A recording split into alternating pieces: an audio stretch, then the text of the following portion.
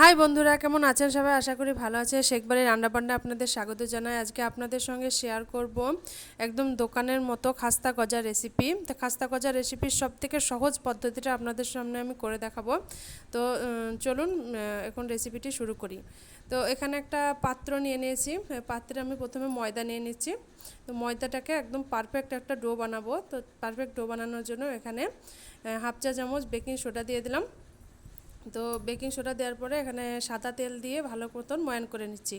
তো ভালো মতন ময়ান করা হয়ে গেলে একটা অল্প অল্প জল দিয়ে ভালো মতন আমি ডোটা বানিয়ে নেব। তো দেখতেই পাচ্ছেন ময়ান হয়ে গেছে, আটা কিন্তু জমাট বেঁধে গেছে, মানে ময়ান পারফেক্ট হয়ে গেছে। এখন অল্প অল্প জল দিয়ে একটা ডো বানিয়ে নিচ্ছি।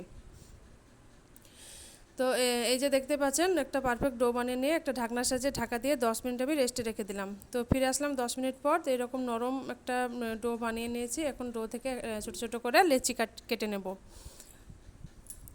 তো এখানে আমি 6টা লেচি কেটে নিয়েছি। এখন লেচিগুলোকে একটা একটা করে বেলে নেব। তো লেচিগুলোকে এরকম রুটির মতন বড় বড় করে আমি বেলে নিচ্ছি। তো সব লেচিগুলোকে কিন্তু এইভাবে আমি একটা রুটির মতো শেপ দিয়ে বেলে নেব। এবং সবগুলো বেলে নেওয়া হয়ে গেছে। এখন একে একে সব রুটিগুলোকেই পরপর আমি উপরে চাপিয়ে দেব। সবগুলোকে একের সঙ্গে একে চাপিয়ে দিয়ে একটা গোল করে রোল বানিয়ে নিলাম। রোলটাকে এখন চাকুর সাহায্যে পিস পিস করে কেটে নিচ্ছি। তো এইভাবে সবগুলোকে আমি বানিয়ে নিয়েছি। এখন বেলুনের সাহায্যে চাপ দিয়ে হালকা চাপ দিয়ে এভাবে একটা শেপ বানিয়ে নেব। তো এইভাবে আমি সবগুলোকে বানিয়ে নিয়েছি। এদিকে ওভেনের মধ্যে তেল বসিয়ে দিয়েছি, তেল গরম হয়ে গেছে। এখন একে একে সব ভেজে নেব।